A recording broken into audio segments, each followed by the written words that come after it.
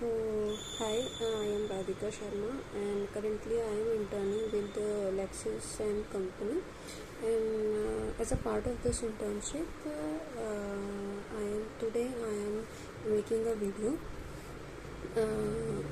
on the landmark case, which is Ram Babu Thakur versus Sunil Arora and others, 2020. So basically this case is based on criminalization of politics.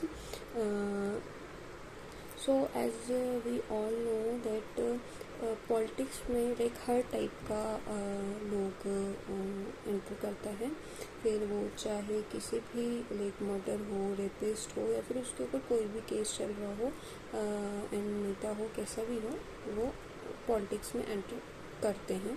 या फिर जिनके ऊपर कोई ऐसे cases चल रहे हों तो ये लोग मोस्टली चूज़ करते हैं पॉलिटिक्स में जाना। सो लाइक इसी सब को देखते हुए ये जो जजमेंट है that is very important for us, so let's discuss about it.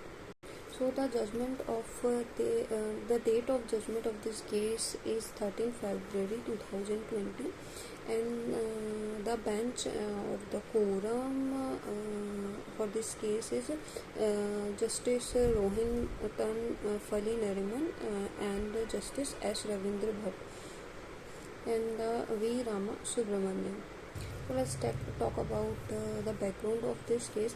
So in 2004 the member of parliament, तो उनमें से like 24% of member of parliament में से like total number of parliament में से 24% मेंबर ऑफ पार्लियामेंट में cases चल रहे थे।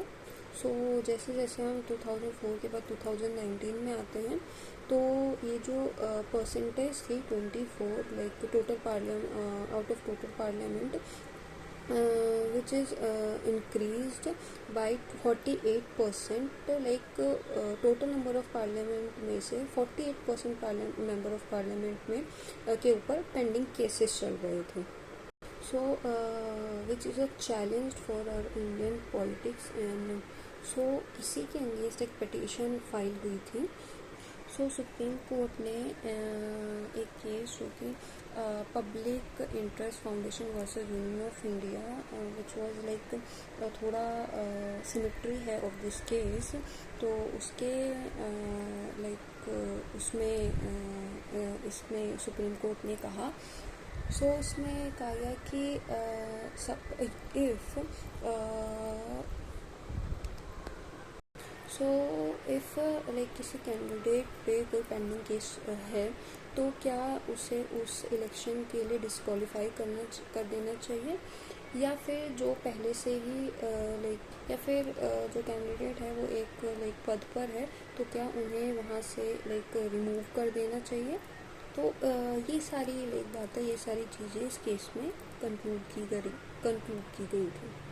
सो in public interest foundation versus union of India के केस में ये बोला गया कि जो लाइक बेसिस ऑफ कन्विक्शन है वो लाइक पेंडिंग क्रिमिनल केसेस का लाइक वो बेसिस नहीं होगा, डिस्क्वालिफिकेशन जो है वो पेंडिंग क्रिमिनल केसेस नहीं होगी उस कैंडिडेट के लिए, बट जो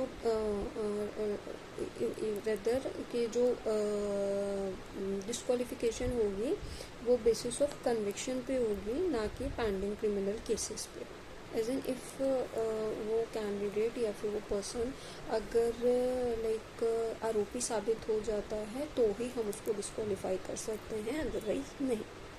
सो इसी केस का रेफरेंस देते हुए सुप्रीम कोर्ट ने इस जजमेंट में राम बाबू सिंह ठाकुर वर्सेस सुनील अरोड़ा में सुप्रीम कोर्ट ने बोला कि जितने भी पॉलिटिकल पार्टी हैं उन सभी को लाइक शो करना होगा, यानी बाय मीडिया प्लेटफॉर्म सारी पॉलिटिकल पार्टीज़ को जो भी उनके कैंडिडेट्स हैं उनके ऊपर या उनके रिगार्डिंग कितने क्रिमिनल केसेस चल रहे हैं वो सारी इन्फॉर्मेशन उन लोग को पब्लिक प्लेटफॉर्म पे देनी होगी, लाइक बाय मीडिया प्लेटफॉर्म फिर वो किसी भी माध्यम से हो सकता है, लाइक न्यूज़पेपर हो, रेडियो हो, टीवी हो, एंड सोशल मीडिया हो, लाइक फेसबुक हो, लाइक कोई भी। लाइक हर वो सोशल प्लेटफॉर्म जिससे कि कॉमन मैन तक, लाइक पब्लिक तक वो इन्फॉर्मेशन पहुंच जाए। एंड पॉलिटिकल पार्टीज़ को अगर वो उन कैंडिडेट को सेलेक्ट करते हैं जिनके अगेंस्ट क्रिमिनल केसेस पेंडिंग हैं, तो उन्हें ये भी बताना होगा लाइक रीज़न फॉर सिलेक्शन कि आपने उस कैंडिडेट को क्यों सेलेक्ट किया है, कि उनका वो रीज़न देना होगा। सिलेक्शन ऑफ रीज़न, लाइक उनकी मेरिट क्या है, उनकी क्वालिफ़िकेशन क्या है, कि आपने ऐसे उम्मीदवार को या फिर ऐसे कैंडिडेट को सेलेक्ट किया है।